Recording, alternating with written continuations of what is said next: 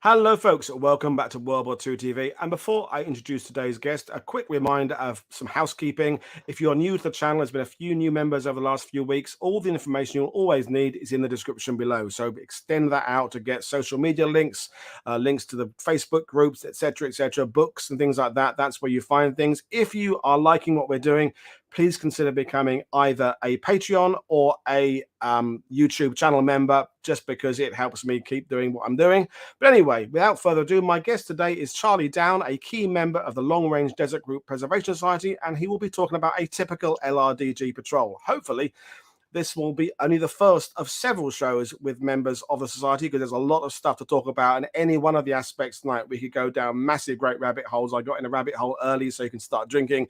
Just vehicle types alone would make a show. Compasses would make a show. What is a road watch? All that would make a show. But anyway, without further ado, I'm going to bring Charlie in. So, good evening, Charlie. How are you today? Good evening. Yeah, I'm not bad. Had a few IT issues earlier, but seemed to sort them out. You had a bit of issues getting your notes and stuff ready. But before we begin, the LRDG Preservation Society, when did it start? What are its aims? How many are there of you? And what's the purpose of it? Well, it was started by Jack Valenti. I think it's about 15, nearly 20 years ago. He started the LRDG organization about 30 years ago. But the Preservation Society, I think, is a bit newer because it's on Facebook, so it can't be that old. So Jack started off. The story is that, the story he recounts is that he learned to drive a Chevrolet truck, and he always enjoyed that experience. So when he was a pharmacist, so he ended up with a little bit of money, and later in life he wanted to have a Chevrolet truck. So he looked around for an interesting variant, and he came across the Long Range Desert Group, and that resulted in the Preservation Society being started. Lots of reenactments in the USA, trips to Britain, website, the building of a truck. So he, with a few friends, put together a truck, a New Zealand Tea Patrol truck, which is pretty good. And it's Pride and Joy, which is still, I think it's at the Eagle Foundation in California now. We want to see it. So, yeah. But basically, he nurtured the group, and he got people interested, supported them, encouraged people, and he did it with me. I only went on the site to ask a few questions. I was literally detailing a model. 10 years later, an admin, talking on a YouTube history channel. So, funny how well it works out. But Jack, what I liked, the work he started in many respects was he started a database of all the troops, and we get veterans' families contacting us and saying, well, we found a file on the attic, or I remember my uncle saying this and that, and we think it might be the Long Range Desert Group.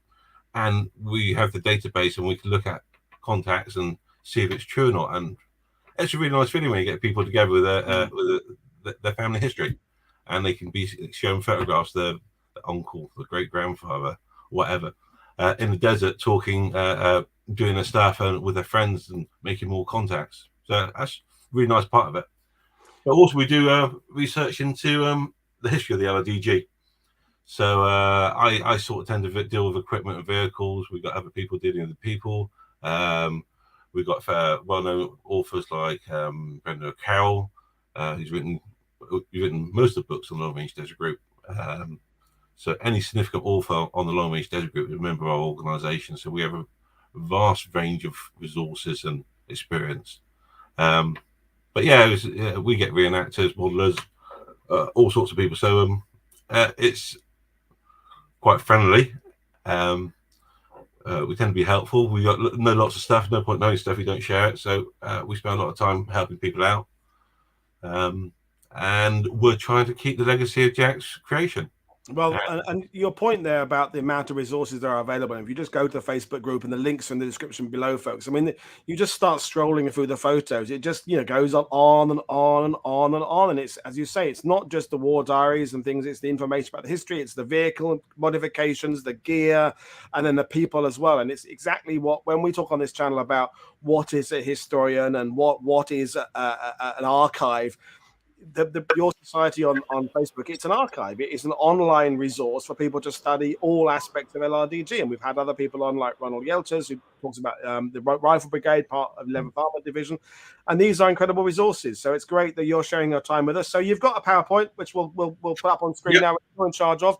And folks, feel free to kind of fire away with questions, but we realize going into this that a lot of the subjects we bring up, there's a lot more detail we could go into, and we will be maybe doing that in the future, bringing in someone like Brendan O'Carroll and the other people on that in the future. So, but for the time being, it's kind of a good, healthy, not too simple, but not too detailed kind of starting point about the LRDG with what you've come to put together. So, over to you, Charlie. Okay, so the LRDG was created in June 1940, and the period I'm talking about is from June 1940 to March 1943. So that's the relevant period we're looking at. And this character is the person that was responsible for it. He's Ralph Bagnold. I mean, he's worth a whole presentation himself. He was an engineer, a signals officer, explorer. He helped NASA after the war with exploring or helping them to analyze sand dunes on Mars. He's even got a set of sand dunes on Mars named after him. Wow. So he's a very interesting character. But I'm not going to go into too much detail about him because we need to get on to the main meat of it. So that is worthy of another show by itself. But yeah, basically he was born in 1896. He joined the Royal Engineers, 3 years on the Western Front. After the war, he went to Cambridge, studied engineering, rejoined the army in 1920 in the Royal Corps Signals, went off to Cairo and India, did a bit of exploring in his free time. In 1929, 1930, he did some expeditions across the desert. Those prepared him for later operations. So as a result of that, they developed the sun compass. They developed the condenser, although that was first originally used by the Light Car Patrol in 1917, World War One. They developed it further, made it more efficient. They looked at sand channels to sand mats, help vehicles get out of deep sand, and also looking at sand tires. So they developed lots of techniques, how to drive across dunes, etc., which were very useful later on. He left the army in 1935, rejoined at the beginning of the war, and the British Army, in using the logic, having a desert explorer expert in their midst, sent him to Kenya, where there's no deserts. Luckily, his ship got collided out in the Eastern Mediterranean, had to make port at Alexandria for repairs, and Bagnold was able to contact a few people and eventually ended up talking to General Wavell and put forward an idea of a long-range intelligence and reconnaissance unit. The biggest fit at that point is that Italy would make advances through the south of Egypt and cut off the routes to Sudan, and also jeopardize the Suez Canal. So they wanted any information. So he was given carte blanche, set the group together in 6 weeks, and they performed the first operation across the desert and confirmed that the Italians had no intention of invading the southern part of Egypt, and Wavell could relax a little bit and just concentrate on the north. So, and that's where it all started, and things grew from there. So, next slide. Right, so just to give you some idea what we're dealing with. The living desert's about 1,000 miles across. It's got 3 main key features, and I'm sure one or two of your members have watched Ice Cold and Alex and know about the Qatar Depression. Oh, just a few. Yeah, I'm sure it's been mentioned before. So that is a key feature in the north, and that's well known in relation to El Alamein, creating secure flank to the south. But the other 2 key features are the Great Sand Sea and the Kalensho Sand Sea. So these are 2 large areas of sand dunes considered impassable for military units in the 1930s and early 1940s. So they were fairly good flank guards to the south of Egypt. To give you some idea of what we're looking at, that is a person on the side of the sand dunes. So you can see how that is quite a significant obstruction. And you've got 100 miles by 150 miles north to south sand dunes like that. So you can see how that would be deemed impassable. And you got the Calento sea sands further south and east, further south and west, creating a similar barrier, but a smaller geographical area.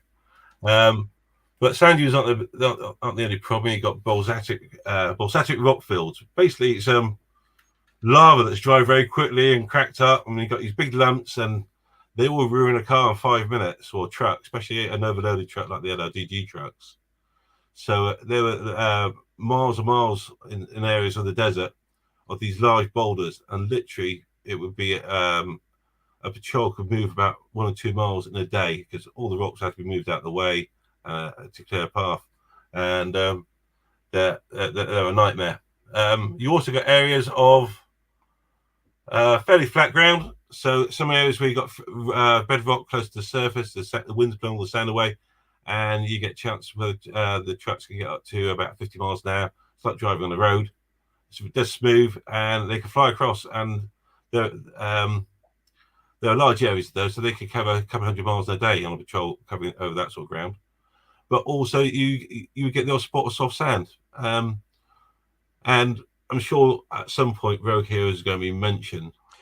I'm sure it'll come in. Yep. And how they drove their vehicles. The LRDG did drive the vehicles at speed because it's momentum that are getting through soft sand. Because if you did get stuck, it was a lot of work to dig your way out. So they did drive fast, but they did look after vehicles. And it does annoy me when I see Rogue Heroes treating the vehicles like that. And I think you wouldn't be doing that 600 miles behind enemy lines. And just as you're talking about the desert there, I mean, even I was looking at Libya on Google Earth earlier today. Even today in 2023, there's not much information about what that country consists of, and we're going back to the 1940-41. You could probably gather in one room in the UK the people who had been to that part of the world. It wasn't like there have been thousands and thousands of people who've been there. It was a handful of people, which is, that going back to this kind of explorer idea is that these early special forces, these are the few people who'd been to this part of the world or even thought about going to this part of the world. These were rare people at this time, weren't they? Yeah, and I mean, I think one of the appeals of the long-range desert group to me is that they went through this country every day, and everyone else considered it impossible. So every day they did the impossible, and that's quite appealing. And also the fact that their background training, they weren't super soldiers. Most of them weren't commando trained. They just had the basic training. That maybe an outdoor lifestyle, home farmers, whatever, in New Zealand. But they got the right types of people to work in that environment. And it's, you look at things like SAS training, you think we know very, very few pass it. You look at what their LRDG did. They did incredible things with normal people.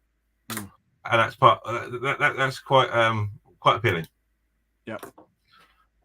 Right. So that's a bit of the geography there. Right. So some of the operations they would get up to, so all types of missions.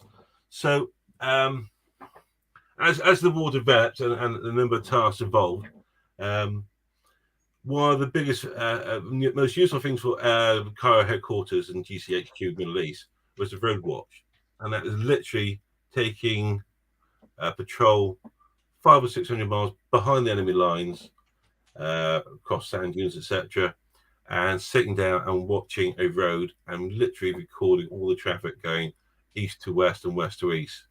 And then radioing that all back that night. It was quite handy because later on, when they were decoding the Enigma stuff, they had cover for the information, the decrypts they got about units in North Africa, and everyone assumed they're getting the information from the Long Range Desert Group.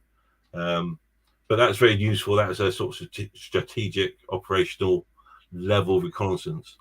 Piracy on the high sea, on the high sands.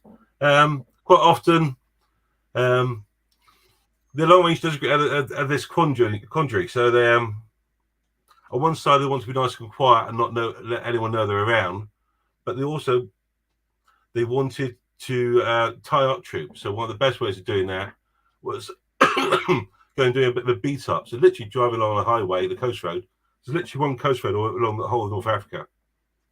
and they'll slip onto that, drive along on that, and shoot at a load of trucks, then disappear into the desert, or raid an Italian fort or something like that. And that resulted in well over 1,000 troops being withdrawn from the front line to provide better protection. So they were tying troops up, protecting stuff long before the SAS turned up. But the SAS were just a bit louder and bigger about how they did it. But they just carried on the work for the Long Range Desert Group. And the taxi service, so the SAS jokingly call them the Libyan taxi service. They transport all sorts of things across the desert. The SAS teams, intelligence agents, local tribal leaders and their camels and their families and their chickens and goats. They transport all sorts of things in the years they were out in the desert. But yeah, the Libyan taxi service, most of it was SAS and agents.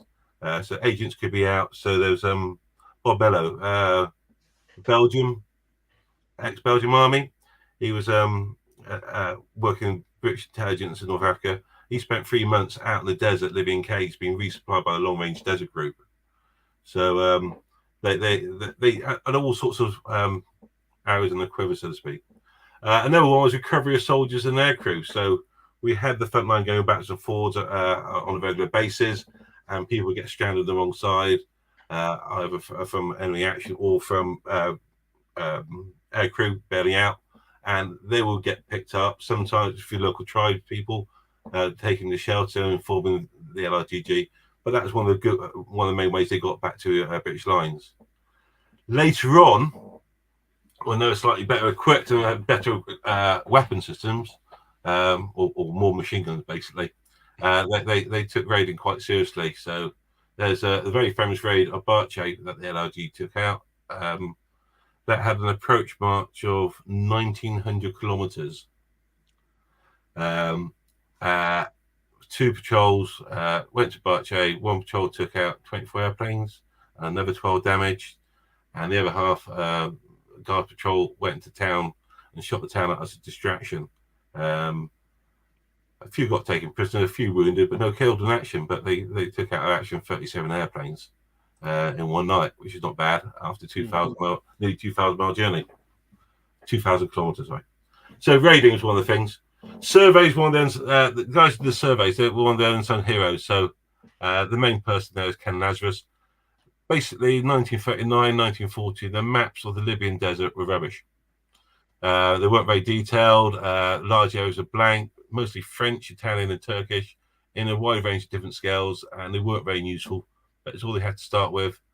Any patrol went out would take recordings of the going, what it was like, any key features, and they started the survey section and basically mapped the desert. And those details are still used to this day. So that made any flanking attacks by the main army along the North Coast Road much more easily to do, because they had the information, and decent maps and route planning. So I'm thinking mostly here about Wilder's Gap in Tunisia. So the 2nd New Zealand Division was moving forward, and they wanted to do a flanking attack, and they couldn't find a flanking route through the mountains. So they got the Long Range Desert Group to scout one, and that was a patrol led by Captain Nick Wilder. Well, very well recognised member of the LRDG. He found a gap, which became known as Wilder's Gap, which allowed the 2nd New Zealand Division to completely flank the Germans, who had to pull back, and gave them reduced number of casualties and made life a lot easier. So route planning for the main army. So they did a wide range of things, and would generally things be very useful. Right. Okay. So I'm thinking about the patrol. So what you get, you must get an order saying, a 4-part order saying, this is the situation, this is the mission, general instructions or additional instructions. It's going to be something like that along those lines. So the situation would be in their orders: what is known about the area, the terrain, enemy units, any other hazards, friendly units. The mission: what's the objective of the patrol? In this case, it's going to be road watch. General instructions: which patrol will be taking on the mission, how many vehicles will be involved, who's the commander, what supplies are needed, how far the journey was for petrol, any additional weapons or equipment because of known enemy units near it possibly, a timescale, start and finish. And additional instruction would be anything else. So a mission typically would be something like 6 trucks, 90 men, and the commander of a captain. They'd be told they've got 2 days to prepare before they leave. They need supplies for 21 days, plus 3 days of emergency rations. Petrol's calculated plus reserve. And say the mission would be, say, go to Marble Arch area, en route, drop off supplies at the specified supply dump, drop off of an agent at a specified grid reference, but be ready in 10 days to start the road watch at Marble Arch. They carry out the road watch for 7 days or until instructed otherwise. Relay all intelligence is scheduled. On return, attack any targets of opportunity on the coast road, say between Marble Arch and Bellefonds. Then they would possibly check the local tribesmen for intelligence about enemy units, any information about downed airmen or stranded soldiers, and then return to base. So that would be a typical mission.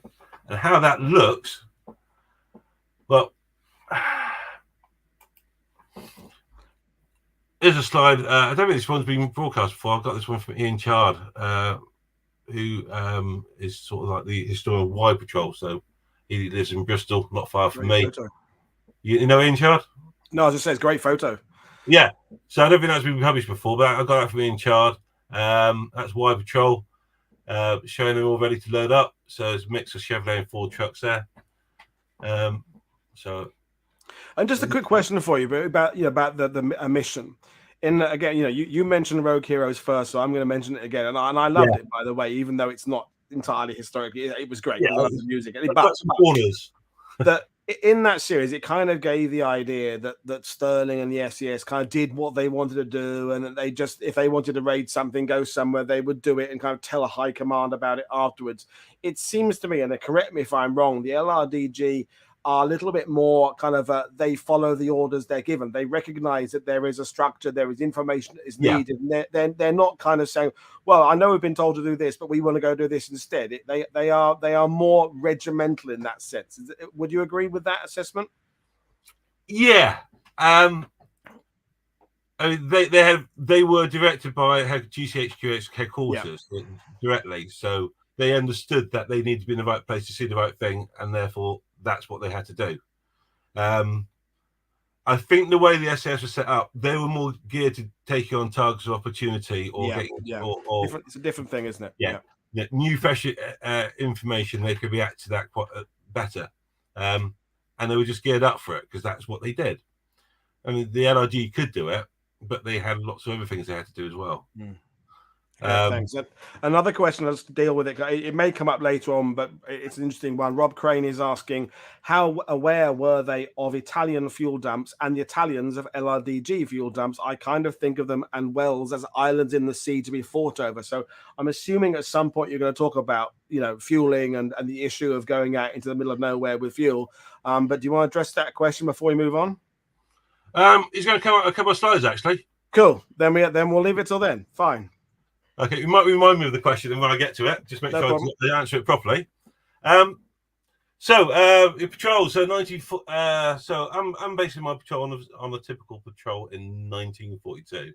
1940, most patrols were 12 vehicles, 12 trucks, and that was mostly due to the petrol supply. So the petrol initially was provided in flimsy cans. So they needed to take 30% more fuel than they needed to account for the stuff they would lose, which meant they had very little free space for any other equipment per truck. So they had to take more trucks to take the equipment they needed, which is why the patrols were 12 trucks. The jerry can came along and that changed things as well as other things. Okay, so that's the main reason the patrol size reduced. Also ties in with supply dumps as well across the desert, right? But that's the jerry cans, I think, incredibly important to the long range desert group and their ability to counter their operations. But by 1942, they were operating, most patrols were 4 to 6 vehicles, normally all trucks. Sometimes there was a pilot car, sometimes 2. There would be a sergeant, So there'd be a commander. Sometimes there'd be a second commander, an officer, second command. Each patrol would have at least one navigator, maybe two. There'd be at least one signaler, maybe two. Sometimes some of the patrols took out two wireless trucks if the operation was really, really important and they couldn't afford for a comms breakdown. Each patrol or 6 trucks would have a fitter vehicle, loads of spare parts in it, and a very highly trained fitter to do all sorts of repairs out in the desert. Normally took a medical orderly with a first aid kit or a hamper. Sometimes some of the bigger operations like the Barcho raid, they took the medical officer, Doc Lawson, so he could offer a high level of care, which is what he did. Then you got your drivers who are responsible for maintaining the vehicles day to day and for driving it. And then you got your rest of your guys who were troopers who basically operated the weapons and did general duties. So they all had a very important role. They all worked together. What was interesting, there was no real discipline between the ranks as such. They all knew that they had to work together. There's all mutual respect. There's a famous quote from a Kiwi, I think it was a sergeant, complaining about the British officers who were initially mostly in charge. And he's complaining about Bagnold, about how annoying he was. And then he admitted it's because he was normally right, which really annoyed him. So yeah, so that's a breakdown of what you have in patrol. And now let's see, move on to the next slide. Right, okay, get into the fuel. Right, so we've got the flimsy. So in the top corner, we've got a very battered flimsy cans, 4 gallons, made out of thin gauge metal. It had no cap. You had to pierce the top to get the fuel out, which meant you couldn't reuse it. Mm. So there are parts of the North Libyan desert where there's literally hundreds, not thousands, of these cans just lying in the desert. They were used to mark out landing grounds, etc., which was another role of the Long Range Desert Group. But they leaked horribly. So literally 30% of the fuel would be leaked out of them. You can see below that they were transported in wooden boxes in pairs to protect them. That's how bad they were. By 1939, though, the British Army knew how bad they were, and they were already producing the improved flimsy, which is the can at the top in the middle. That had a screw top, so it could be reused, which is why you don't see them in the desert, because they took them back to base to reuse them. The rubbish ones are left out in the desert. That's why there's thousands of them, because they couldn't be reused. There's no point taking them back. And then the bottom corner, you got the classic jerry can, although this one I picked on because it's Italian. So the Italians had the jerry cans as well as Germans, and I should imagine the first jerry cans the Long Range Desert Group got were Italian. There weren't so many of them, but you can't really tell on the photographs of the loads what type of jerry cans were on there. It was too early for British. They mostly were German. I've never seen an American jerry can on a Long Range Desert Group vehicle. SAS vehicles, yeah, but not Long Range Desert Group. But that doesn't mean to say they weren't there. So jerry cans, 4 gallons, well, just over 4 gallons. Great bit of kit.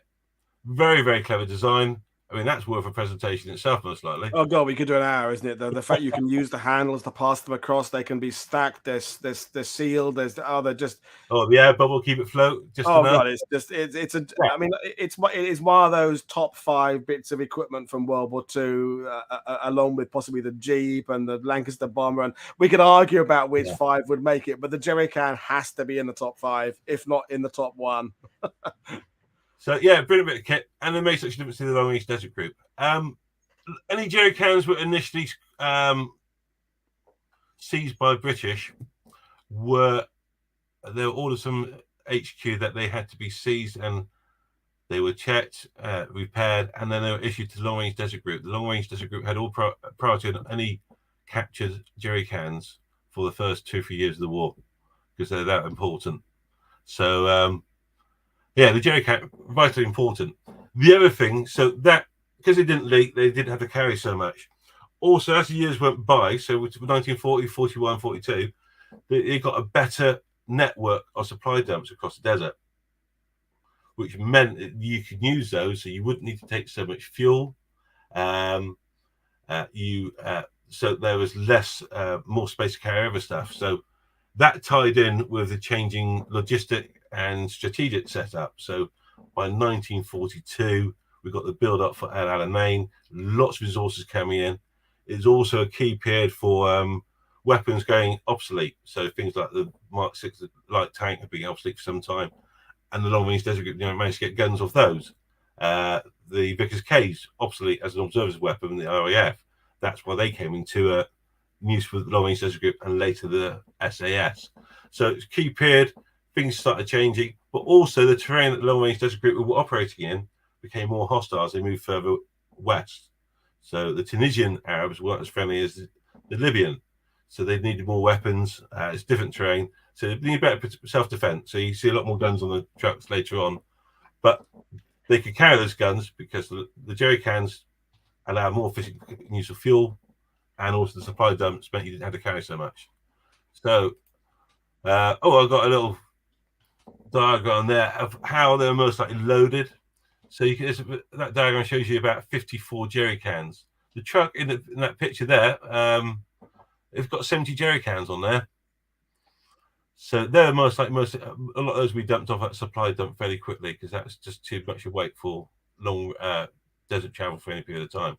But you've got diagram there just to give you some idea. And anything heavy is loaded at the front of the rear body as low down as possible. So for stability and to aid the steering and the grip of the vehicle. So central weight is spread through the two axles, front and rear. It makes it better cross country. But that's a lot of jerry cans, and you never see that represented anywhere when you look at these desert vehicles, just how many jerry cans they needed. And the standard load was 45 jerry cans of petrol for a truck and 11 or 12 just for water for a 3-week operation for a 3-man crew. Wow. And that didn't leave a lot of room for anything else. But if you consider you need 30% more space for the flimsies, that shows you how much less you could carry. So yeah, jerry cans, brilliant bit of kit, really, really important. But it wasn't the only liquid you had to carry. So one of the things I've come across in my time, this thing at the top, I keep seeing that in pictures of vehicles in North Africa. It's been bothering for me for years. And actually, it's bothering Jack Valenti as well and various other people in our group. And we assumed there were water tanks or petrol tanks or vehicles or something. Turns out they're camel tanks. So they're how the Arabs transport water on camel drives, etc. So they just hook them onto the side of the saddle, one on either side. They were used by the Australians on their Camel Corps Model 1. First record use of them was in 1860 by explorer Rolf. He had 200 made in Germany for his camel expedition. You see them everywhere, and 2 of those were standard issue in every truck, a 7 and a 12-gallon one. You've also got your 2-gallon cans on the side. So you've got your standard British 2-gallon can at the top, and also we've got one we think it's most likely made in India. It's a simplified, so it's got a seam like a jerry can, but it's just got a twist cap. And they got W pressed in for water. There's versions with P for petrol. Apparently there's some with O, but I've never seen one for oil. The last thing is quite a late edition is the Chagul, which is basically a water bag, and that's made out of flax. So tightly woven, you soak it in water for 24 hours. All the flax fibers swell. You can use cotton as well, apparently, and it make the bag almost watertight. And what happens? The water very slowly seeps through the material and then evaporates. So as it evaporates, it makes the surface cold. So you've got a cold drink available to you. So from about mid-1942, they started getting issued 1 per truck in the long range desert group. I haven't seen the SAS with any, but I'm sure they did have it somewhere. Have one somewhere. But you only need one because it's evaporating water time. You only want to evaporate from one source, so you just top it out for the day, and you got the cold water supply. Still in use in the Gulf War, Afghanistan. Hasn't changed at all. So that's how most of the water's carried. And would it be fair to say, Charlie, that the LRDG were perhaps a little bit more understanding of taking on techniques and things to use in the desert from the local population than perhaps the SAS and the British Army were generally. And maybe that comes out of this pre-war explorer, is that you're going into an environment that may be alien to white people from Kensington, but isn't alien for the thousands of people who've lived there for millennia. So you might as well take on some of their ideas about survival and water transport. Is that a fair comment? The LRDG were kind of good at borrowing from the locals? Yeah, I think if you operate in that environment, you can't help but respect the people that live in that environment. So and one thing I've noticed about the Long Range Desert Group, and it holds true, is they keep things really, really simple, and they don't change things unless they have to. So they use the same radio set, the number 11 wireless set from 1938. They were still using in 1943 because they knew how to get the best performance out of it. There are all sorts of radios available to them, but they knew how it worked. They can make it work. They can repair it. It was rugged, reliable. It did the job. Why change it? So, and you see that in all the kit, even down to things like the aero screens on the trucks. They nicked them off Morris trucks and they stuck them on the Chevrolets, then on the Fords, then on the Chevrolets, and they just got tattier and tattier. But it's not broken. Why change it? We know what we're doing. It. We know how to deal with it. Keep life simple. It's hard enough as it is. So. Yeah, they're a great exponents of keeping things simple. The wireless trucks, if you look at a standard British Army specification for a wireless truck, it's got charging boards and charging units and batteries all over the place. The LRDG didn't want that. They just had a spare truck battery on the side step because the trucks are 6 volt and the wireless needed 12 volts. So they needed 2 batteries. It was just a box standard truck battery. They had a big switch. It always reminds me of something like a Frankenstein movie when he's putting the power on to spark up his monster. And literally had one of those on the side of the truck to change it from series to parallel so that you have 6 volts for the truck or 12 volts for the battery. And if the battery went flat, they just replaced it with a battery from another truck. And how simple is that? And it worked. So yeah, the great exponents are keeping things simple and just keep using them because why change it if it's not broken? So yeah, and they had a lot of respect for the locals. The locals like them, because of that they can survive in the desert like them, but also they weren't very keen on the Italians, which was a bonus. So they got a lot of support and help from the Senussi tribesmen, especially, who had been persecuted badly by the Italians pre-war. Right. Okay. How are we doing for time? Oh, fine. Don't worry. We're loving it. Don't worry. Right. This is just a simple photograph. The rations. So the Bagnold and the other officers, from their experience in the desert, were really strict on how things have to be done and maximize efficiency. So they recorded the weight of everything. I've got a slide later that shows you they weighed the mess tin and the mug so that they had that weight to go in the load charts for the trucks. That's the level of detail they went to, and the price as well. But that's the British Army side of things. So with the rations, they had a very good set of rations. Bagnold set up the first comprehensive ration setup. He's very much aware that long time behind in the desert, you need a very, very nutritious diet. And he came up with a very good one, which was adopted by other units, and they were widely regarded as being the best fed troops in North Africa because of it. And what they did, they got the supply, the foods in, and they would box up on every truck a day's supply into the same size wooden box. So on this picture, you can see all the boxes, all the same size, just because it makes it easy to load with all the same size. And in each box would be 1 day's worth of food for that crew.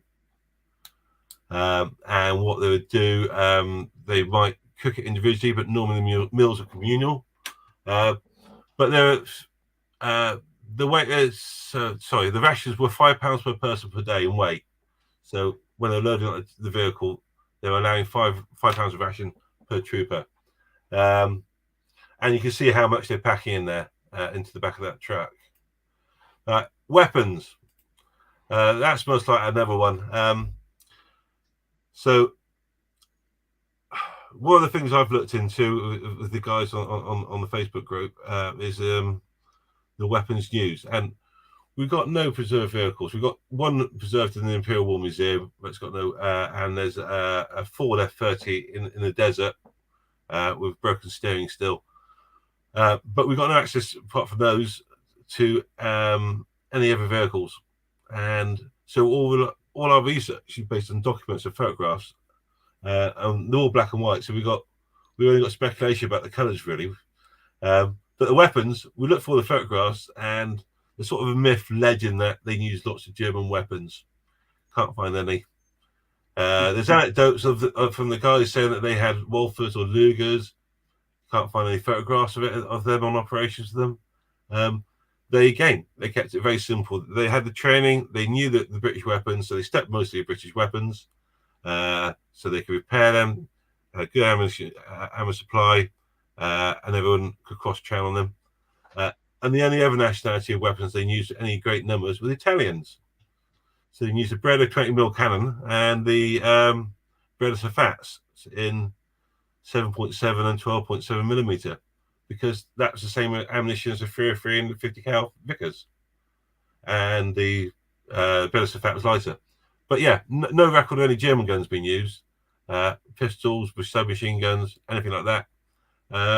The only photographs we've got of German weapons is stuff that's been seized for intelligence. Right. Just checked the back, never mounted. So loads of weapons. So you got your Lewis, your Vickers machine guns, Vickers K, Besser, 303 Brownings from down airplane, Italian Breda Safats and 12 and 7mm, 20mm Breda, and only one or two 50 cal Vickers, 50 cal Brownings. I've only got two photographs that have been used for the LRDG. One's the ANM2, the high rate of fire one, as used in the bombers, and also one of the M2 as mounted on Shermans. So very few of those. They stuck to British guns because it made sense, spare parts, training, vending, etc. So moving on.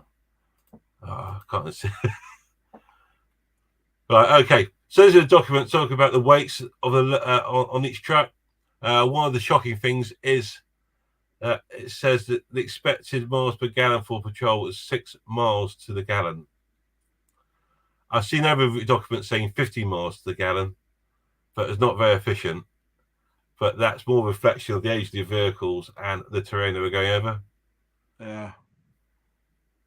Wow. That's quite shocking, and it shows you the weights, how much petrol and weight there was, and water. So, and it's interesting, you don't come across documents like this about the SAS. The LRDG seem to be really good at recording everything and learning from things and making plans, and this is what you do in the circumstances. I don't seem to see much of that from the SAS. I don't know, it's just a reflection of David Stirling's. They obviously have standards and ways of doing things, but just didn't record it the same way at this period. Well, that reflects on what we were saying earlier about, or I said earlier about the LRDG being maybe sort of more regimental than we think of the SAS. And at some point, we'll talk about this. You know, when you're studying the LRDG, the SAS loom large in their history because there's this massive, great overlap in the middle of the fact that they took SAS troop patrols in their vehicles, but there's also this distinction as well. So for someone like yourself that is an LRDG guy, are you kind of burdened by the SAS connection, or do you just accept it and realize that it brings people in, and you kind of have to be able to handle yourself on both subjects because there's this connection, or does it kind of annoy you that they're kind of lumped in together? No, they're just different units, but there is a massive overlap. I tend to think that the SAS were most likely a bit more blasé about things because they knew the LRDG would rescue them, whereas it wasn't necessarily reciprocated. Right. I don't know. That's I think the most telling thing for me is a quote from David Stirling on the LRDG Memorial Stone up in Scotland, where a simple quote about the Long Range Desert Group: "They showed us the way." Yeah. That's fair. Yeah. Yeah. So I'm not going to argue with him. But yeah, it's interesting how the document. There was friction between the Long Range Desert Group and the SAS. The SAS operations made life harder for the Long Range Desert Group until they worked that out. So once they said, right, okay, basically you work in that area, make as much noise as you want, you carry on. We're going to be quiet over here doing our road watching, doing our intelligence gathering. You carry on. Until that was sorted out, and I think they came under the SAS came under the same command as the Long Range Desert Group, so they could sort that out. There was also issues with supplies. So David Sterling wasn't very keen on spending the time doing the paperwork to get supplies in, and he wasn't on Shorty Barrett's, the quartermaster's Christmas card list, should we say, because he just expected him to get everything he wanted, no warning or anything, and he couldn't be bothered to do it himself. The SS did get a lot better, but again, I think that's a reflection on Sterling, not necessarily the rest of the SAS. Right. Okay. Yeah. There's a lot of, I mean, there's he was some a big idea man, not the detail. Yeah, there's some personalities driving the SAS, and I'm not saying that as a negative or a positive. I'm just saying it's a fact that there are these big personalities. Where the LRDG seems to me, although there are these important, influential figures, it's more kind of team-based. It's more trial and error, prior preparation and planning, and gradual improvements over a long period of time, rather than kind of dramatic, bold, we want this, so let's do it now, which is kind of what I think of when I think of the SAS. And I'm not speaking disparaging of the SAS. I'm just saying different animals. Yeah, and I think part of it was when the Long Range Desert Group started, there wasn't anyone else out there to help them. So they had to plan carefully. They had to get the detail right. Whereas when the SAS turned up, when things went wrong in the first operation, it was the Long Range Desert Group that rescued them, took them all back, and then provided the transport. So they never felt isolated in the desert so much. Maybe, I don't know. That could be a rabbit hole to go down as well. It is definitely, but anyway, we're loving where this conversation is going. But back to I'm sidetracking you with these rabbit holes, but it's just a fascinating conversation. And by the way, I should warn you, people have asked about the reliability of the trucks as well. I mean, we have obviously the iconic image of the Chevy as being a big part of it, but I'm thinking that part of the persistence of them is, again, keep it with what you know. It may not have been the most perfect vehicle, but the more familiar you are at something, the more you build up the techniques of repair and maintenance and spares and all the things that, it's work with what you've got. The last thing you want is a force like this changing its vehicle type every 6 months with new loading manifests, new standing operating procedures, new everything. You just want to stick with something, work out what its faults are, work out how to fix them, and the radio, the wireless method was seen. Is that basically why the Chevys are so synonymous? It's just they kept with them because they got to. They never wanted the Fords. They had the first trucks they had were the Chevrolet WAs, right? And they were available in North Africa, and they were ideal for their needs. Two-wheel drive, so they used less fuel, very rugged, simple, easy to repair. When they were worn out, they didn't have a good choice. So the least worst choice was the Ford F30 four-wheel drive, and that had half the fuel economy. It was loud, it was big, because it was so much heavier. It got stuck a lot more despite the four-wheel drive. So the four-wheel drive didn't really compensate in the desert for its extra weight. Because it was a cab-over engine design as well, the driver and the front passenger was sat on top of the engine, and in the midday heat, that wasn't pleasant. So they had to put extra guarding around the foot plates to try and create a heat barrier. They did the job, and they filled it in. And when the latest Chevrolet trucks came along, they were just the later version of the original trucks. Mechanically, they were practically identical. Right. And what that gave them is opportunities. So one of the drivers took the points apart on one of the trucks and promptly dropped them in the sand. And the fitter managed to use a cork and a safety pin to make a working set of points to drive that truck back to base. Wow. And on another occasion, they cracked a sump and they brought a load of bananas off an Arab traveller, and they put all the banana skins in the sump, and they managed to drive that truck 900 miles back to base with the oil skins lubricating the engine. Now, those two stories alone it was worth having you on for just that. As a guy who played around military vehicles for a lot of my youth, those stories, fantastic. That's just, I can't, brilliant stuff. So one of the guys on forum said, made some comment about the Toyota Hilux, saying that the fuel economy and load capacity of his Toyota Hilux was so much better than these trucks. And until it was pointed out that when his ECM unit fried, how was you going to replace that 600 miles behind enemy lines? So at which point, that's the point. They are simple and they're repairable, and you can keep them going.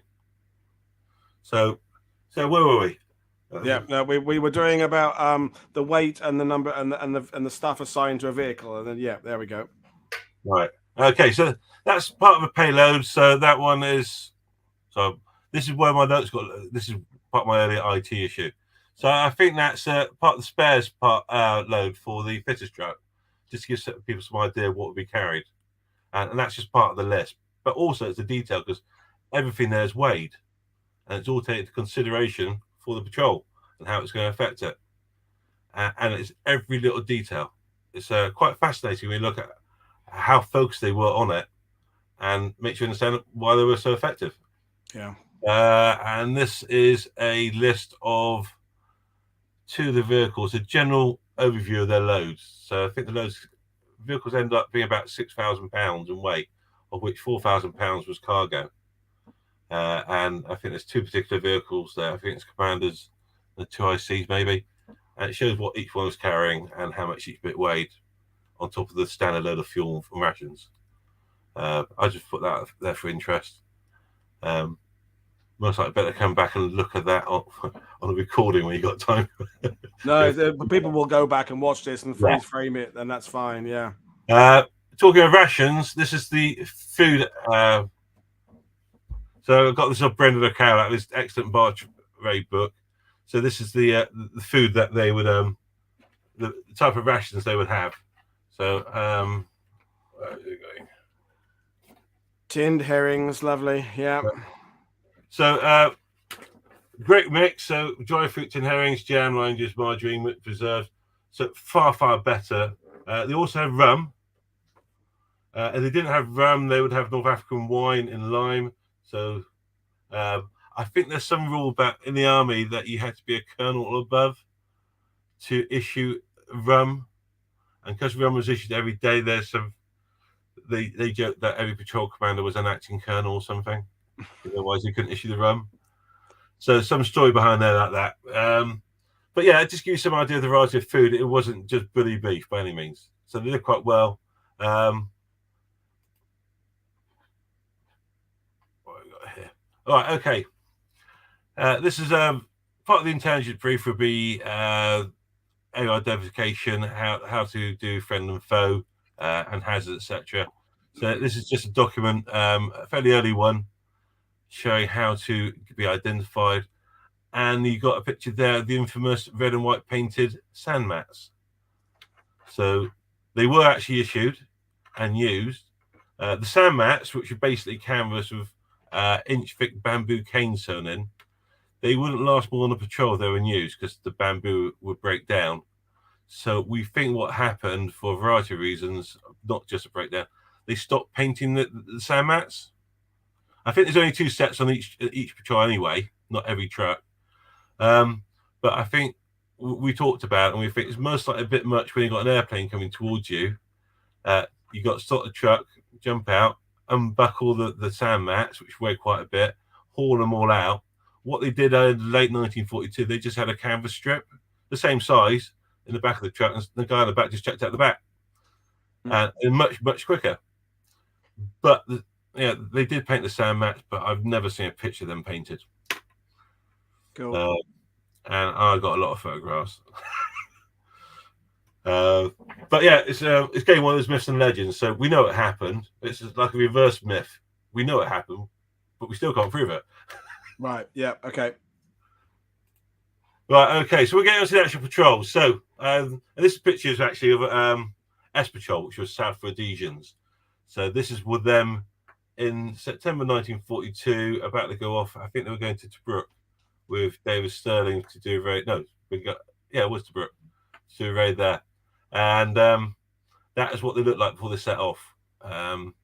So imagine, so on the first morning of the patrol, you wake up, it's cold morning.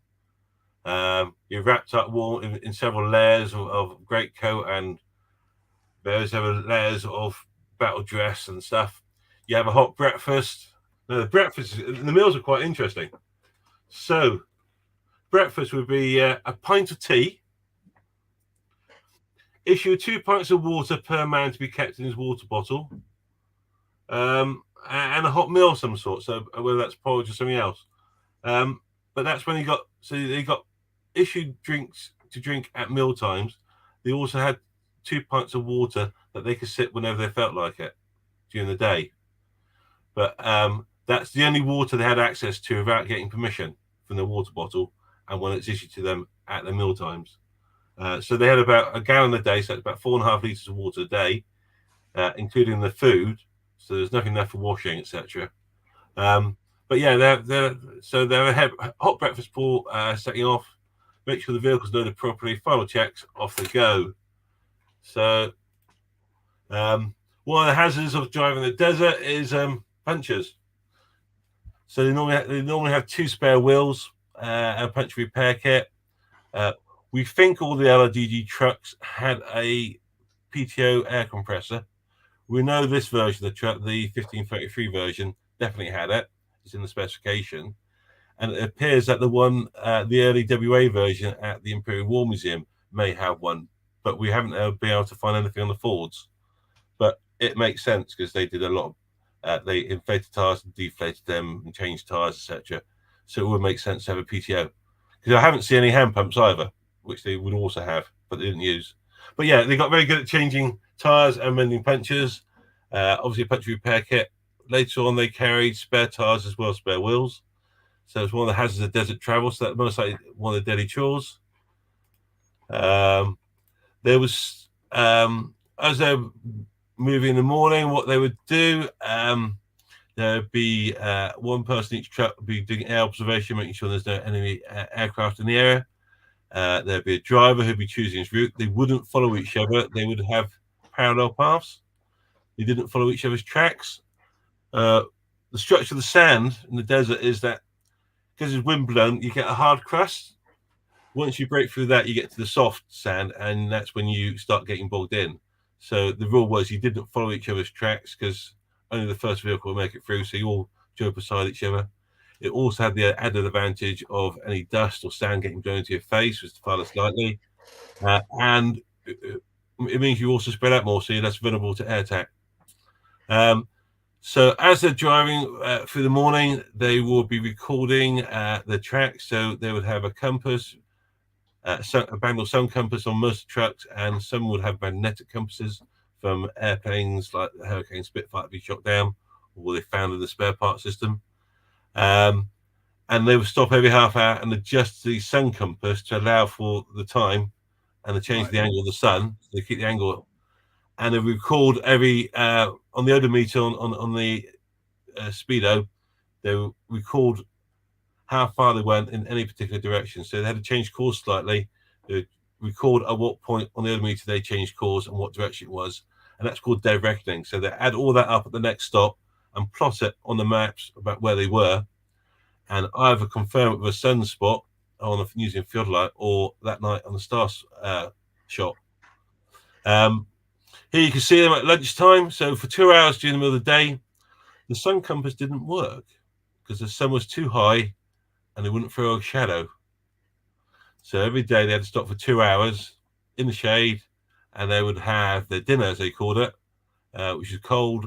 They would do the checks on the waters, check the air, the water in the trucks, top up the petrol, check the load's not moving, maybe check the guns aren't jammed, do a wireless check, constantly checking their equipment. And that was just a realization how there was no backup for them a lot of the time, so they had to make sure things didn't break in the first place. So that they were really good at keeping things on top of things, and just keeping things going if need be.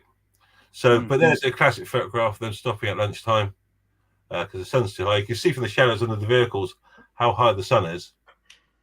And that was purely so that they could had to wait until the sun was at an angle to get a shadow for the sun compass. Right, they supplemented their rations with any wild game. So there's quite often they would shoot an antelope. I mean, bearing in mind they're deep in the desert, so there wasn't anyone to hear the rifle shot. One of the other features while they're eating, North Africa, people, most of viewers would be aware that the plague the flies caused, or the plague of flies, near the coast, and how that made life hell for everyone fighting. In the inner desert, there were no flies because there's nothing for them to survive on. So that respect, it was quite a pure, clean area. There was one report, I think it was one of the Rhodesian patrols. They were stopped at a spot that they knew that they wanted to use again, and the CEO of the patrol saw a fly flying around, and he wouldn't let anyone stop and have lunch or dinner, whatever they called it, or a brew up until that fly had been killed, because he knew that that fly would lay 500 eggs, and in 2 days' time there'd be another 500 flies laying 500 more eggs. And so they did kill it, and then they all sat down. But they were aware of the problems of hygiene and stuff, and that they were actually quite lucky a lot of the time to be in the deep desert where it was so clean, and they didn't have to suffer as the other troops did on the coast. But yeah, they shot an antelope and they're skinning it. One of the advantages of having lots of people with an outdoor background, so they can skin the meat and supplement the food. Let's see now, navigation. Again, that's another presentation by itself. But yeah, we just got a picture of theodolite being used in the daytime to get a shot on the sun. We got the classic Bagnold sun compass at the top. So that was rotated around every half hour slightly. You can see the gonum, which is that stick sticking up. That is the proper name for it. I checked. That casts a shadow and gave you a direction, and you can adjust it, etc. And there's tables of information to make sure you'll get everything set up for the right latitude and longitude, etc. and the time of year. At the bottom, we see an O2B compass. So every patrol had one of those because they worked in the dark, unlike the sun compass. So if they had to drive in the dark, they had that, and they had an illumination system for it, so they could be quite accurate at night time. What else? So yeah, so the navigate the route. Sorry about that. Plotting position, directing, and maintaining the equipment. Joint most important person with the signaller. Right, here we got this pile of rocks is literally a pile of rocks. It's called Big Khan. I can't remember which one it was. Was it might have been Patrick Clayton in the pre-war expedition made this Khan. It became a great navigation point. So if you found that place, you knew exactly where you were, and you could correct all your plotting, etc., and make any adjustments. Also, there'd be supply dumps nearby, but that's a very well-known navigation point, not too far away from base camp. So normally a welcome sight to get there. Also, from there, you could go off in different directions to different parts of the desert. So it's like a bit of a Piccadilly circus in routes, etc. So that was quite a key point for one of the features of navigation. One of the downsides of being in a desert, soft sand. So yeah, basically you got bogged down soft sand. You're on your own most of the time, and you got an overloaded truck. You got your axle stuck in the ground, and basically you got to dig it out. And you got I haven't put any pictures of sand channels or sand mats. I've got sand mats there. Or close-ups of them. I presume most of your readers know what they're like. That was just hard work, and everyone got involved, no matter what rank you were. Some of the new officers, there was a G Patrol officer, Alistair Timpson, on his first patrol. When they got bogged down, he sat in his cab CSAM type thing, and got reprimanded because he didn't get out and help push. But there's a story about him you want to hear from Brendan O'Carroll. But he was on a barge raid, and luckily he got himself injured before he went too far on the barge raid. And you need to read one of Brendan's books to find out why. Okay. And get him on. It's worth reading. And actually, yeah, it makes you realise these were real people and they were under stress. Anyway, yeah, so you get bogged down, you get your same amount of sand channels, do a lot of digging there when pushes. It gets a lot worse than that. Sometimes you had to get the whole patrol to get you up a slope. Wow. Yeah. My back's hurting just looking at that. Yeah, and that's just one truck. Yeah. Well, the other 5. And as we know from Ice Cold and Alex and all those other films, it could happen again 10 minutes down the road. You get it all going, or it changes and you get a puncture. It's one thing after another. Just an interesting question that came in talking about the cairns there and navigation. I hadn't thought about this. Did they later share those navigation points for aircrew to aid in navigation? Because we talk often about the combined arms aspect and the fact there's people flying over the desert as well. But in general, did the LRDG give any kind of information that would be useful for the air war? They had their own air force, right? They had two liaison airplanes, and they used those to travel back and forth from SeaWorld, Kufra, back to Cairo, bringing supplies, mail. Use it to recover injured members from a patrol behind enemy lines.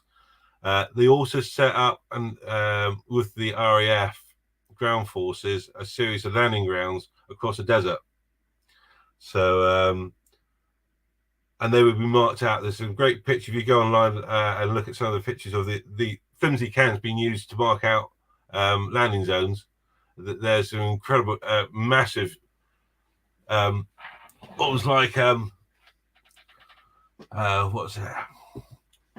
About 400 or 500 jerry can flimsies just in the ground pointing to where the landing zone is and a number. So when the RAF flew over, they could see which way to land, and they could see which landing zone it was from hundreds of feet up or 1,000 feet up in the air, because these signs were so big, which is a reflection of how many these flimsy cans they used. Oh.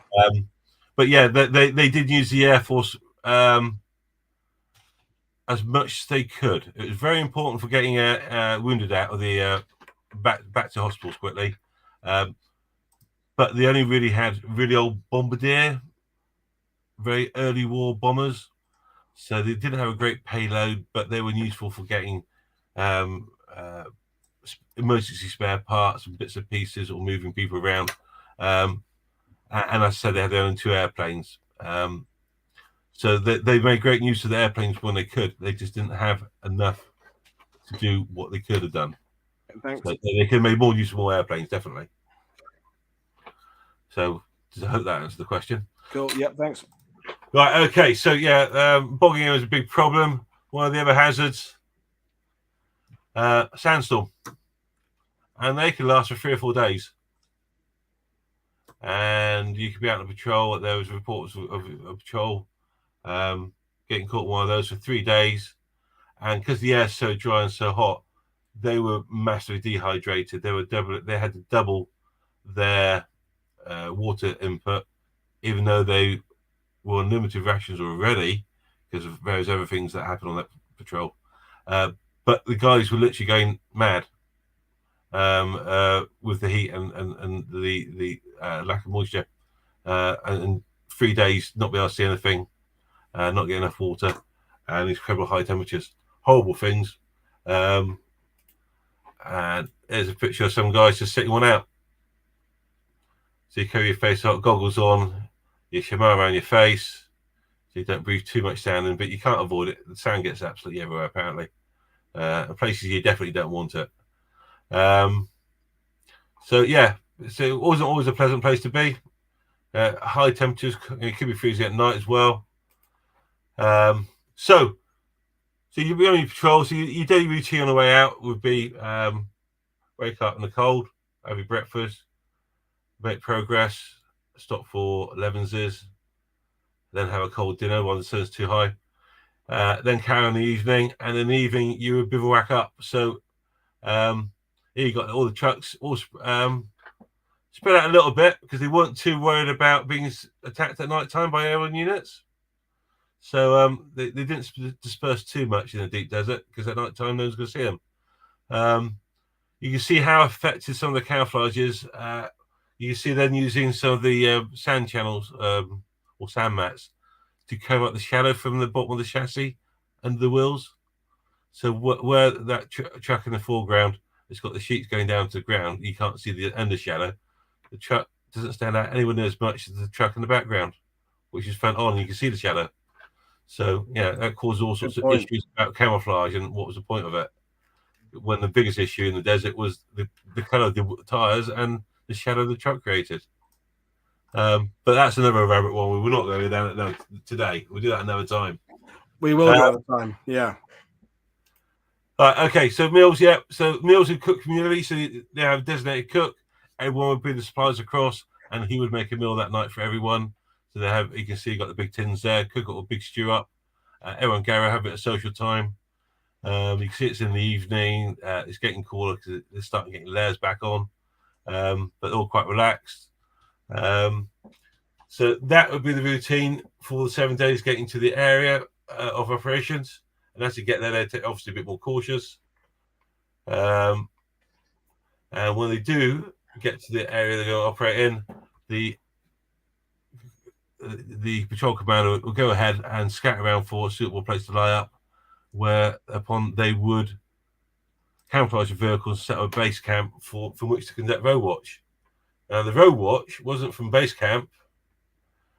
Base camp is where all the trucks were kept, the supplies, the wireless, and they were heavily camouflaged.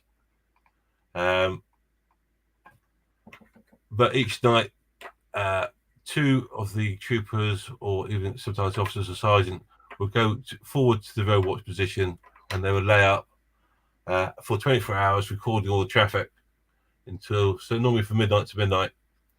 And in the meantime, the guys back at base camp, they would do the chores in the morning, make sure everything's fit and working, top up petrol, etc., write letters. The rest of the time I spent, either on stag duty or reading books. And they all took about 2 or 3 books, and they spent the most of the time swapping them with their mates. So try and get enough reading material. So road watch is really boring for the guys back at base camp. I had a conversation with Brendan about this and sort of asked a cheeky question of how would Paddy Main cope with the long range desert group? This he wouldn't have coped with. Too static, not enough happening. But that takes another breed of character in that heat as well. Yeah, 600 miles behind enemy lines, no support. And what you're doing is sat in the desert reading a book because you've got nothing else you can do. So it's got to get to him. It's got to be tension there. It must be tiring. That's a different kind of courage. All right, so the road watch, literally, they would go move forward to the coast road, normally always the coast road, and they will observe from a bit of shelter or literally from behind a bush and count the vehicles. They'll be equipped with the latest intelligence, photograph drawings of the latest equipment. They have a bit of all showing all the latest information on unit badges, etc. And they try and get as close as possible without risking being found and record everything that's moving. And on some days, there would be nothing. And some days, there'd be nothing for days, which is important in intelligence. But yeah. But if you're sat in the desert for 24 hours recording nothing, it's but this is where we talked before going live about again, bringing up this overlap separation between the LRDG and the SAS is that there's some obvious stuff. The SAS going in, blowing up shit at an airfield, coming out again. It's the results are there. You can see you've done it. You kind of feel warm and fuzzy inside. I remember one of those teams. You've got that feeling of we've hit Jerry, we've hit the ITIs. I'm using the language of the time for 6. The work that the LRDG doing. The results from it are not obvious to you there. They may not be obvious for weeks or months, but someone back at GHQ is taking this information, using it in assessment with aerial photos and intelligence and ultra and stuff, and they're putting together a picture of enemy troop movements that then can be used for planning whatever it would be, the first battle of El Alamein or Crusade or whatever it would be. And in your appreciation and the other members of the society, the LRDG members, how difficult was it to keep your kind of your keep going when you don't have that instant gratification of results? As we said before, we talked tonight. We talked about sort of generalization of the difference in character between possibly the SAS and the LRDG troopers. So one of the things I loads of overlaps. So independent, self-disciplined, go-get attitude. I think I said earlier. I think some of the characters that are slightly different than the LRDG. I tend to think they're most likely a bit quieter in general. Not always. A lot of the LRDG troopers join the SAS later on. But I think there's a subtle difference between they wanted adventure, not necessarily combat or confrontation. Right. So I think also because a lot of them are outdoors people, farmers and stuff. They just have that. They knew things take time. I mean, a long-term view rather than maybe a short-term view. Yeah, and they knew it was important. Just because it was boring doesn't mean it wasn't important. And there was a sense that most of them are doing a sense of duty, what they're doing. So, and Bob Amos Jones is reminding us that the LRDG were the first to observe a new type of Panzer. So he thinks it's the Panzer III. I mean, yeah, whichever model it was, that's significant. Knowing that the enemy has brought a new type of weapon to the front or deployed it in a sector where you didn't know they had it is key to understanding and planning an operation. Knowing that there's a new bit of kit there, but it doesn't have that instant reward. The scratch off lottery card of blowing up aircraft at an airfield. Yeah, and we talked about earlier about sea mines, and how do you gauge the effectiveness of the sea mine? Yeah, they don't have to blow up to be effective. They deny water to the and that's it. The whole part of this bigger chess game of knowing who isn't somewhere else, and the fact that you were saying as well, we're worth mentioning now that the fact that the Allies knew that the Germans knew the LRDG was in existence. So if information that was got from Ultra was useful for the British could imply that they had got that information from LRDG as opposed to from Ultra. So a sort of a double bluff situation of using the LRDG as a real excuse for stuff going on. That's this multiple level of stuff that I think is really interesting. Great question there coming in. I'll get back to you. And it is, were they all volunteers or were they headhunted? Because this comes up a lot in shows with Damien Lewis and all the other guys about the old boy network of the early special forces, and that Fred knew Jim and Jim would bring Bob in and Bob would bring someone else in via university, via rugby clubs, whatever it was. Did the LRDG, where was it? First question, was it all volunteer? And secondly, where did they get their personnel from? Right. The initial personnel were all British Army officers who had, or people who worked for the British government. So there's some guy who worked for the Sudan Survey Department. He got an instant commission into the LRDG. They were recruited because they knew what they were doing, because they got expedition experience. They could train people to navigate. They could show how to drive vehicles across country, etc. They were the core. And I think they're quite unique because most units in the British Army, the core of the skills and the ethos of the unit are with the NCOs. But the Long Range Desert Group, all those skills, all that knowledge, that was purely with the officers. They're the only ones that had that experience, and they had to filter that down. So there was a bit of an old school boy network, but it was there for a valid reason, because they knew what they were doing. They tend to be older than most army officers for their rank, because some of them retired and gone off to other stuff. But they were all respected for the skills and ability, what they could do. And they're all quite laid back. Even though they've been in the army through the First World War in the 30s, a lot of them still allow this low level of casualness, no saluting and first names, which is so un-British Army. But that's what you need to get on with people for 3 weeks behind enemy lines. Yeah. So it was an old boys school network. They also volunteered. They didn't have to do it. initial input of troops though from New Zealanders, because they'd landed in North Africa, and there's something about the ship carrying all their equipment got sunk, so they were stuck there, nothing to do. They had no weapons to go and do anything.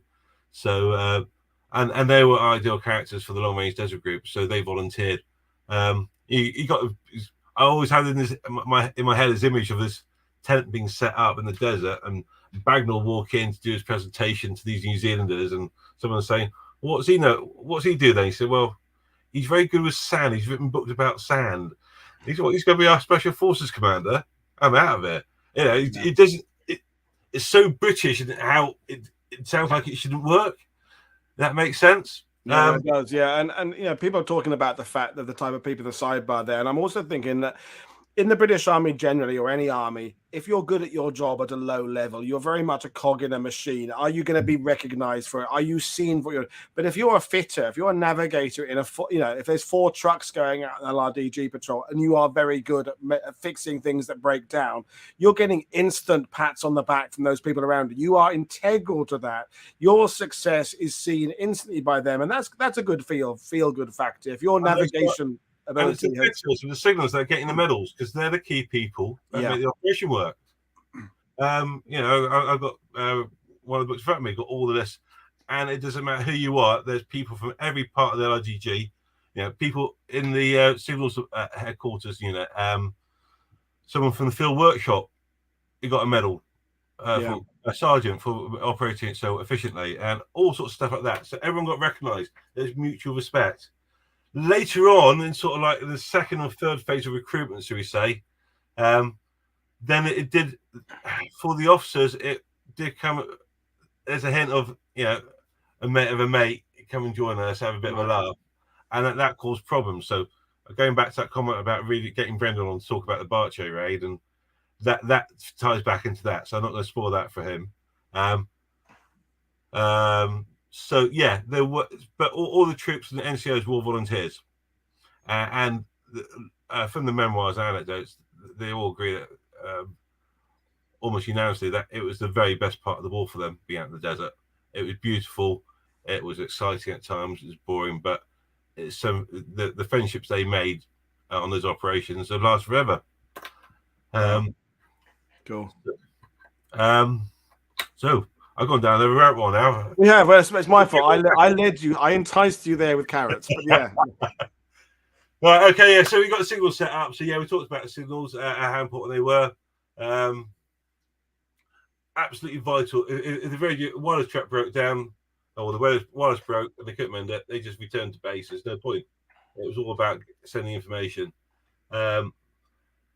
And as I said earlier, I've been looking at this, how they set themselves up for the last 10 years, and it always comes back to the most basic, simple way of doing anything is the best way. You know, just two truck batteries and a big switch, and that's how they ran their number 11 radios and sent signals 1,000 miles. Very, very well trained. So the radio operators, so initially they were from the New Zealand division. They hadn't been given sufficient training to be good enough, so they brought some British signals in who had been getting extra training. And later on, any new signals guys were trained to the same level as SOE agents, or SOE team, or Jebra team radio operators. So really very high levels. One of the things they used was a Wyndham aerial. So it's basically it's 260-foot poles, and it's an off-center connection. And with that, they were bouncing signals 1,000 miles on a radio set that had a combat range of 2 or 3 miles. But they were using Morse code. Really, really clever guys. And as I said, in 1942, 43, there's plenty of updated, more modern radios, and they kept going with the old number 11 set because they knew how to make it work. It did the job. So yeah, going back to the actual patrol. So they set up base camp. Normally send a team of 2, 4 to watch 24 hours. When they got back, so when they got rotated back, they come back, they hand over the notes to the signaller who would encode it all, and then send it all off in Morse, which would take several hours. and then they go and get a break and stuff. They would have a chore horse. I don't most videos know what a chore horse, but I hope it's a small engine like a lawnmower engine, just runs a little generator to charge the batteries or power wireless, saving using all the petrol on the big engines of the trucks.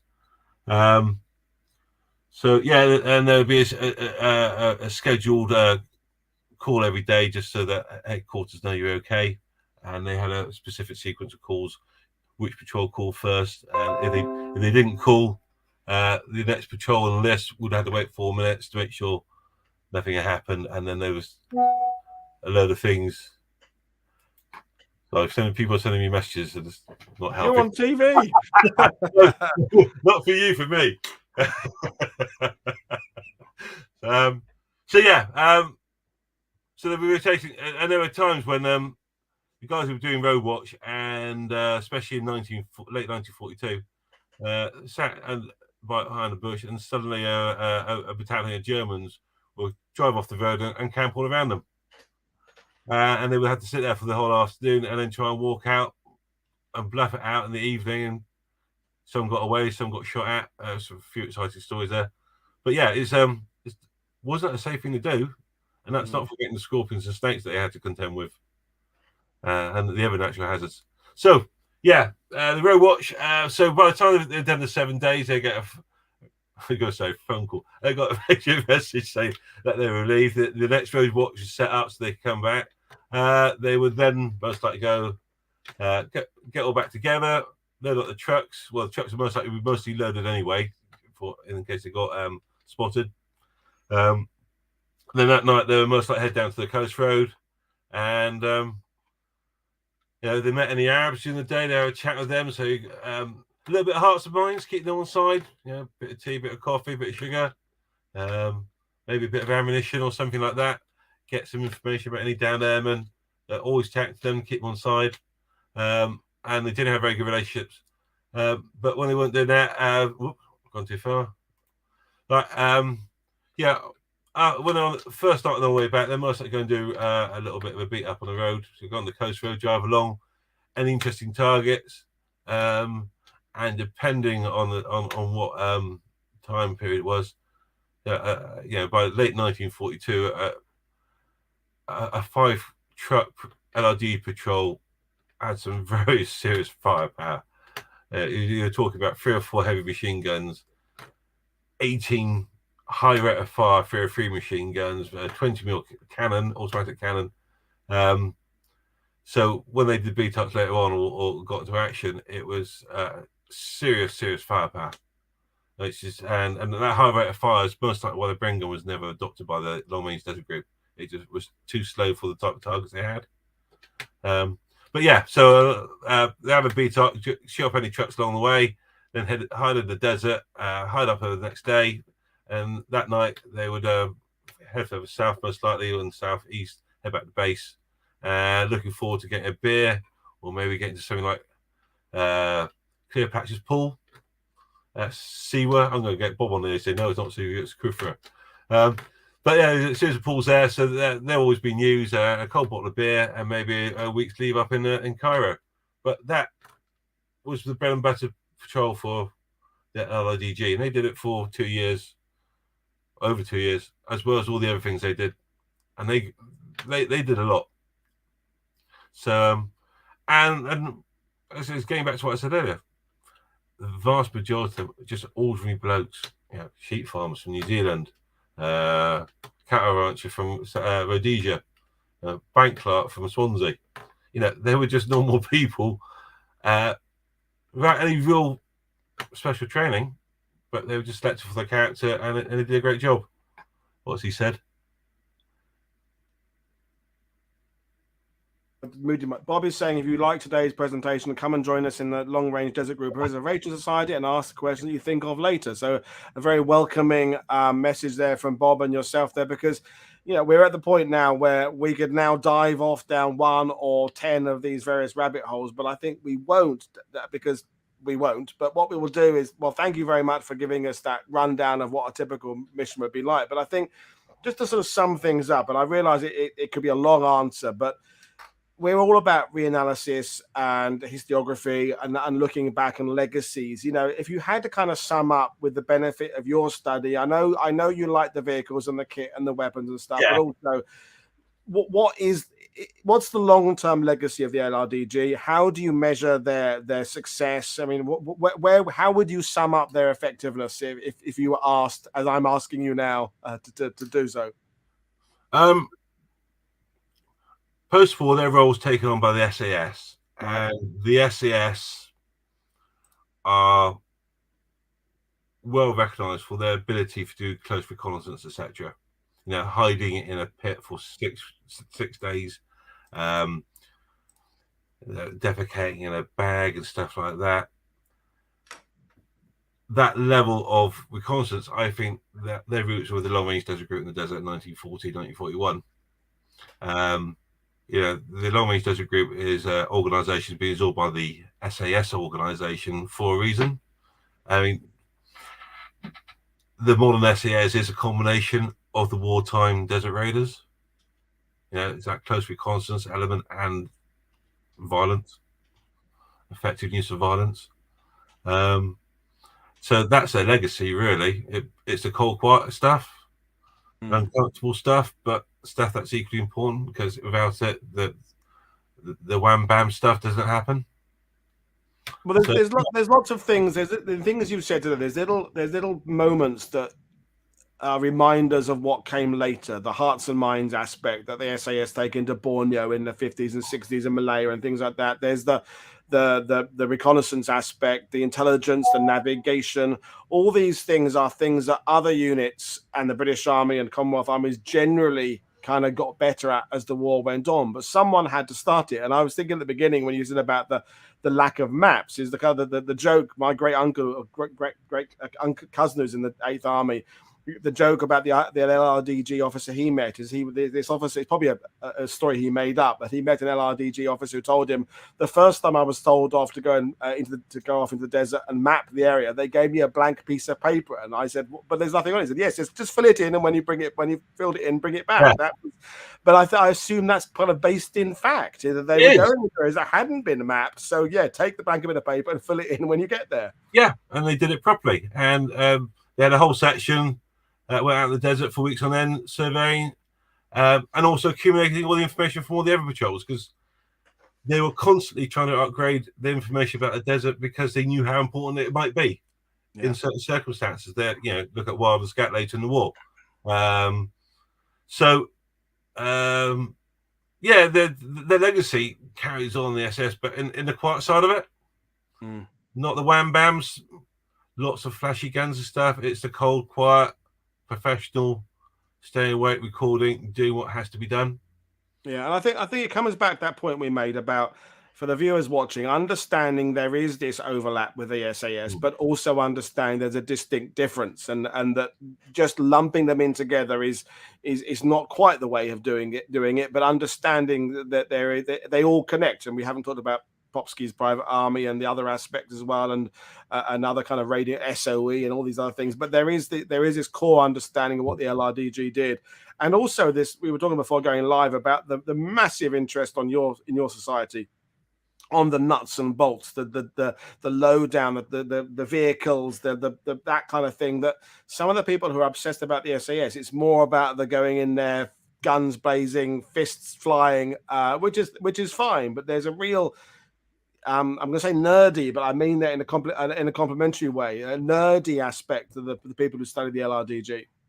I think that if you go back to some of the slides with the paperwork where everything is recorded in detail, I think it's a detail that appeals to those people who like the LRDG, and that's why they want to see all the details of the trip, because it's all about precision and recording stuff and getting it right.